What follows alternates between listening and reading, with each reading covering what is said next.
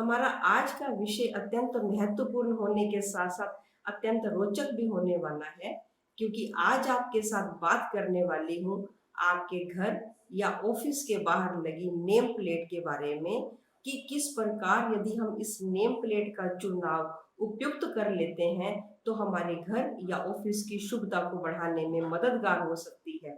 Hello divine souls, this is astrologer Kanchan Sharma and welcome to this divine channel. Channel को अभी तक subscribe नहीं किया तो निवेदन करना चाहूंगी आपसे, चैनल को सब्सक्राइब अवश्य करें और वीडियो को पसंद आने पर अपने ग्रुप्स में शेयर अवश्य कर लें। अपने विषय पर आते हैं। आज का हमारा विषय है नेम प्लेट को लेकर। नेम प्लेट का चुनाव करते हुए सर्वप्रथम हमारा काम है ये देखना कि आपका घर कौन सी फेसिंग है। यानी अगर आपका घर नॉर्थ फेसिंग है या फिर वेस्ट फेसिंग है तो आप मेटल से बनी नेम प्लेट का चुनाव करें। सेकेंडली, यदि आपका घर ईस्ट फेसिंग है या साउथ फेसिंग है तो आप वुडन से बनी यानी लकड़ी से बनी नेम प्लेट का चुनाव करें। सेकेंडली, हम इसमें कौन सी शेप का प्रयोग करें? आप प्रेफर करें स्क्वायर में यानी वर्गाकार या फिर रेक्टेंगुलर यानी आयताकार। इन दो शेप्स का चुनाव करें। थर्ड क्वेश्चन हमारे सामने आता है कि हम इस नेम प्लेट को कहाँ लगाएं? क्या हम दरवाजे पर लगाएं या हम साइड की दीवारों पर लगाएं? दरवाजे पर प्लेट लगाने के लिए मना किया जाता है, क्योंकि दरवाजा दरवाजा यानी हमारी जो एंट्रेंस गेट है कि वो दिन में कई बार खुलता है और बंद होता है, जिसके साथ आपकी नेम प्लेट भी खुलेगी और बंद होगी। तो इसका अर्थ है कि वास्तु के अकॉर्डिंगली उस चीज को मना किया जाता है, क्योंकि वो आपके लिए स्टेबिलिटी को हिला के रख देता है। तो यानी अगर आपको स्टेबिलिटी चाहिए अपने नाम के थ्रू तो आपको अपनी नेम प्लेट अपनी साइड की किसी भी वॉल पर लगा लेना चाहिए, लेफ्ट या राइट में। अपने दरवाजे पर नेम प्लेट को लगाने से बचें। इसके बाद हमारे सामने अगला क्वेश्चन आता है कि हम इसको कितनी हाइट पर लगाएं, कितनी ऊंचाई पर लगाएं। तो जितनी भी आपकी दरवाजे की यानी आपकी जो एंट्रेंस है उसकी हाइट हो, उसका आधे से ज्यादा पोर्शन आप ले लें और उस जगह पर आप उसका लगाना शुरू करें। फिर इसके बाद हमारे पास क्वेश्चन आता है कि हम इसको कब लगाएं। आप अपनी नेम प्लेट को किसी भी शुभ मुहूर्त में लगाएं। शुभ मुहूर्त यानी कि जैसे सर्वार्थ सिद्धि मुहूर्त मिल गया, अमृत सिद्धि मुहूर्त मिल गया, और शुक्ल पक्ष में अपनी नेम प्लेट को लगाएं, क्योंकि आपकी नेम प्लेट का अर्थ है आपका यश मान बढ़ जाना।